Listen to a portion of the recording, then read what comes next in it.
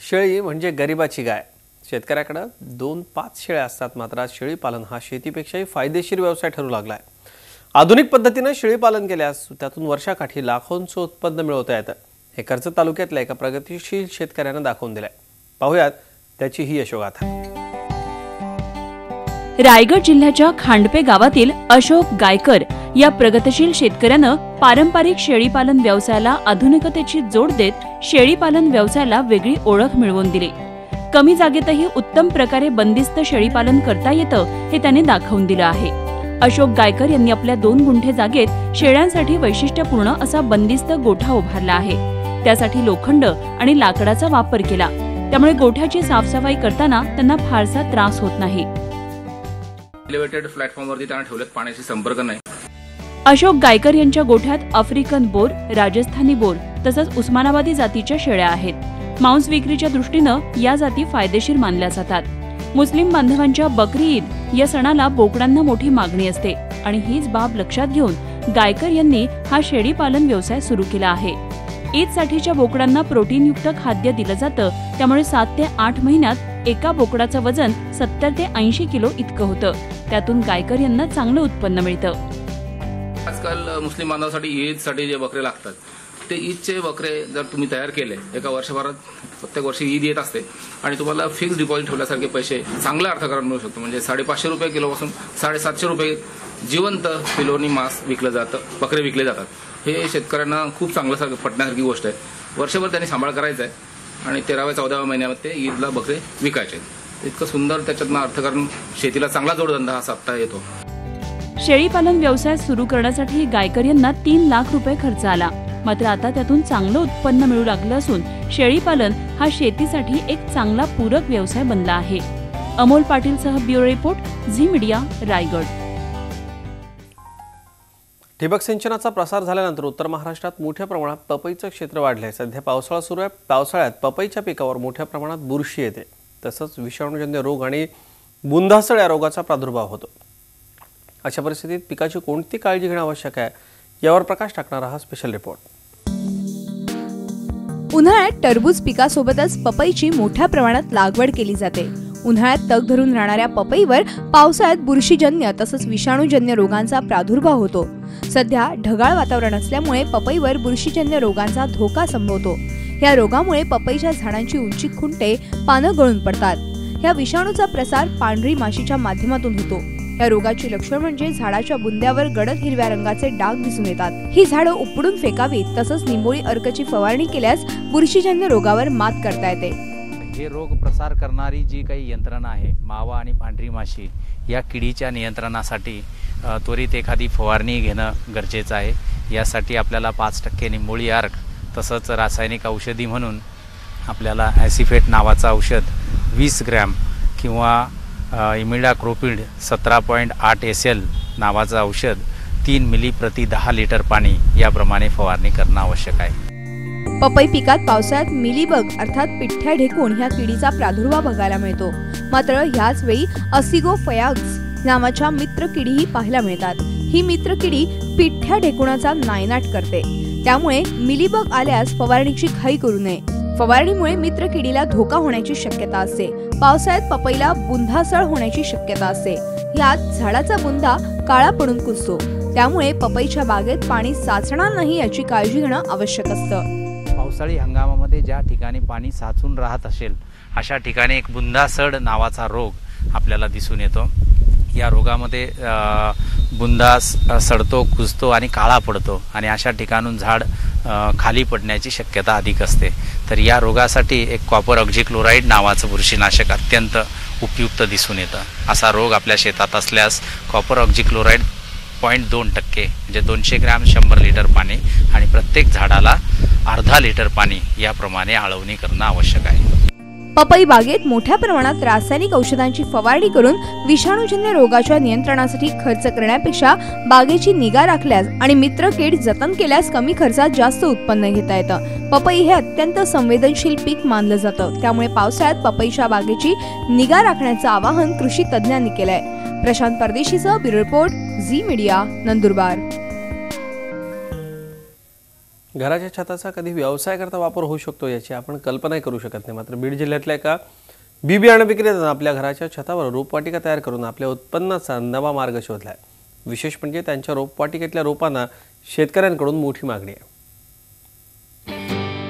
बीड जिल्ह्याच्या कडा इथं राहणाऱ्या संजय भोजने यांनी आपल्या घराच्या छतावरच रोपवाटिका तयार केली आहे. खरं तर भोजने यांचा बियाणे विक्रीचा व्यवसाय, मात्र शेतीच्या आवडीतून भोजने यांनी छतावर रोपवाटिका तयार करण्याचा निर्णय घेतला. शेती नाही आहे मला, पण घराच्या गच्चीवर जागा मोकळी असल्यामुळं मग माझ्या मनात विचार आला की बाबा आपण जर रोपं तयार केले, लोक जे बाहेरून रोपं आणतात जाऊन आपण तयार करून जर शेतकऱ्यांना दिले तर चांगलं होईल. शेतकऱ्यांकडून मागणी वाढल्यानंतर भोजने यांनी मोठ्या प्रमाणात रोपे तयार करण्यास सुरुवात केली. त्यासाठी छतावर ग्रीन शेड नेटचं आच्छादन टाकलं. आज त्यांच्या रोपवाटिकेत विविध प्रकारची रोपं तयार केली जातात. आमच्याकडे वांगे, टमाटे, मिरची आणि सीजननुसार आम्ही झेंडूचे रोपं तयार करतो आणि आंबे, लिंबुनी आणि पपई. तर जे आंबे आहेत ते आम्ही कृषी विद्यापीठातून आणतो राहुरीवरून, आणि यापासून मग शेतकऱ्याला सुद्धा फायदा होतोय. रोपवाटिकेत रोपं तयार करण्याचं काम भोजने यांच्या कुटुंबातील सदस्य करतात. त्यामुळे मजुरीवर होणाऱ्या खर्चात बचत झाली. ट्रेमध्ये ते बी टाकल्यानंतर 4-5 दिवस ते दाबून ठेवले जाते आणि ज्यावेळेस त्याला कोंब येते त्यावेळेस आम्ही असं गच्चीवर मांडतो आणि दिवसातून 4-5 वेळा तरी पाणी द्यावं लागतं त्याला. भोजने यांच्या रोपवाटिकेतील रोपांना चांगली मागणी असून महिन्याकाठी ते 20,000 रुपयांची रोपं विक्री करतात. थोडे करता करता मग शेतकऱ्यांची मागणी वाढल्याच्या नंतर मग मी जास्त रोपं तयार केल्यामुळं अजूनच मागणी वाढत चालली. खर्च वाजायचा आता मला साधारणतः महिन्याकाठी एक 10,000 ते 15,000 रुपये नफा राहतो. घराच्या छतावर संजय भोजने यांनी रोपवाटिका तयार करून त्यातून उत्पन्नाचं साधन मिळवलं. नियोजनबद्ध पद्धतीने शेतीपूरक व्यवसाय केल्यास त्यातून यश नक्की मिळतं, हेच संजय भोजने यांनी दाखवून दिलंय. दुष्काळग्रस्त भागातील शेतकऱ्यांनी त्यांचा आदर्श घेण्याची आज गरज आहे. लक्ष्मीकांत रुईकर, झी मीडिया, बीड.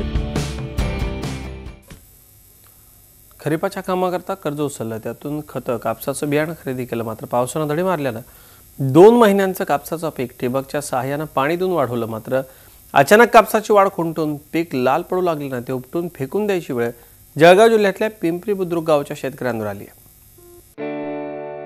जळगाव जिल्ह्याच्या पिंपरी बुद्रुक गावातील भाऊसाहेब पाटील यांच्यावर कपाशीचं पीक उपटून टाकण्याची वेळ आली. 2 एकरावर त्यांनी ब क्रॉप सायन्स कंपनीचं फर्स्ट क्लास BG2 हे वाण लावलं होतं. मात्र लागवडीनंतर 1.5 महिन्यांनी कपाशीची वाढ खुंटल्याचं भाऊसाहेब पाटील यांच्या लक्षात आलं. त्यांनी याबाबत कृषी विभाग तसंच बियाणे कंपनीकडे याबाबत तक्रार केली.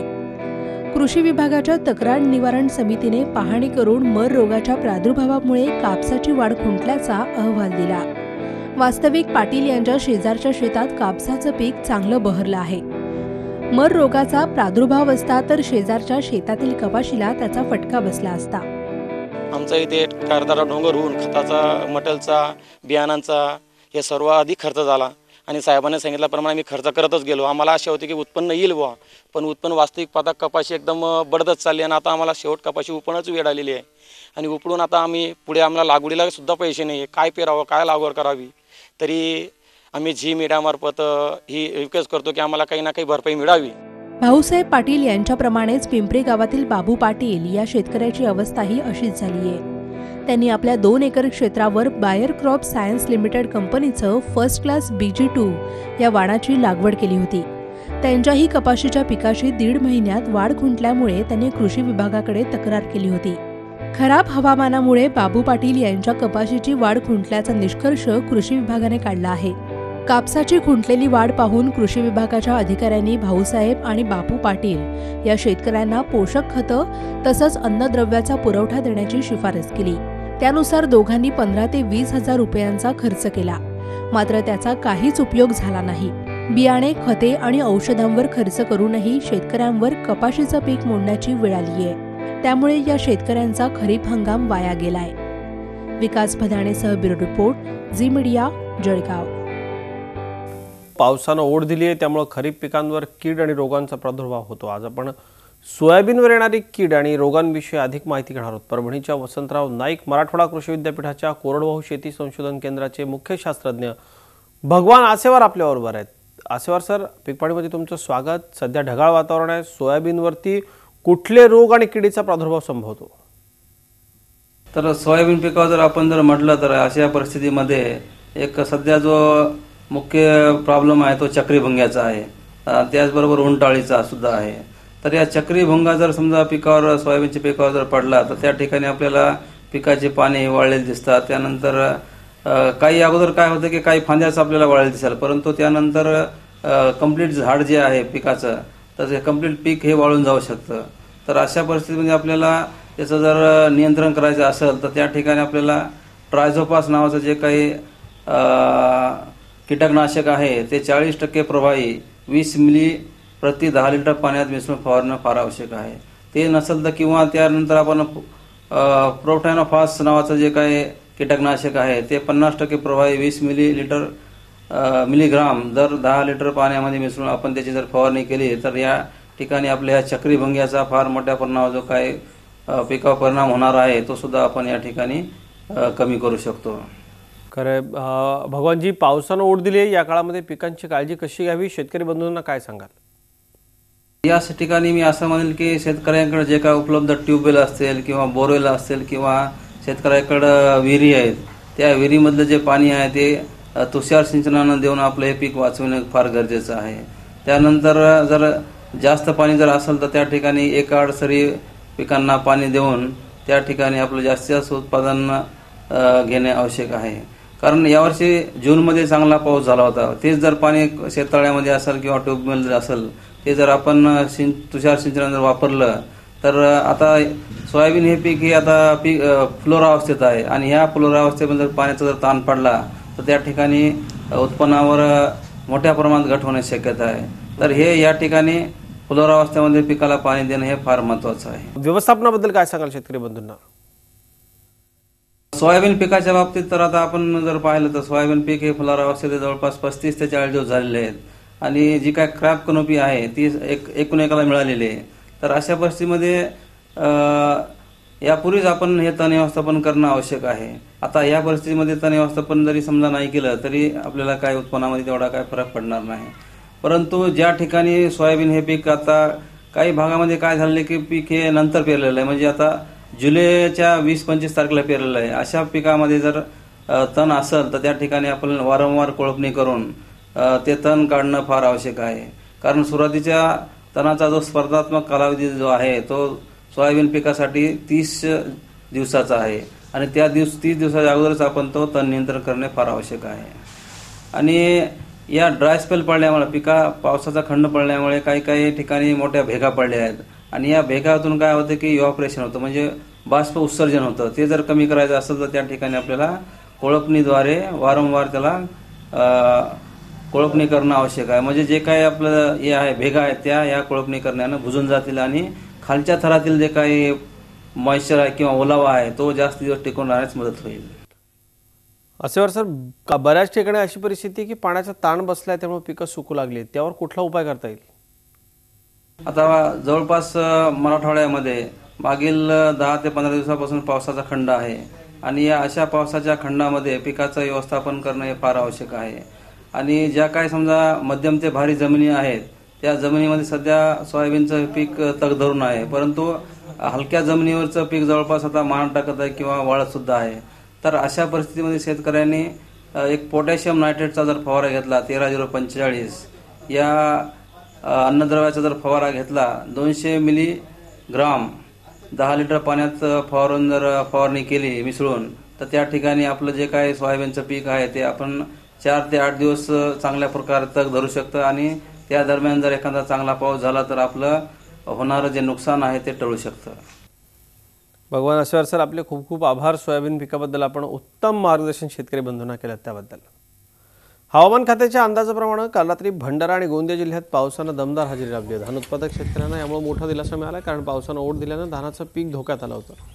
आता वरुणराजानं हजेरी लावल्यानं पिकं करपण्याचा धोका टळला आहे. भंडारा जिल्ह्यात 234.8 मिलीमीटर पावसाची नोंद झाली. सर्वाधिक पाऊस लाखांदूरमध्ये 124 मिलीमीटर इतका झाला आहे, तर सर्वात कमी 2.2 मिलीमीटर पावसाची नोंद मोहाडी तालुक्यात झाली. गोंदिया जिल्ह्यामधल्या मोरगाव अर्जुनी तालुक्यात 157.20 मिलीमीटर इतका पाऊस पडला आहे. तिरोडा तालुक्यात सर्वाधिक 2 मिलीमीटर पावसाची नोंद झाली. पीक पाणीमध्ये आज इतकंच. ताज्या बातम्यांसाठी पाहत राहा झी 24 तास. राहा एक पाऊल पुढे.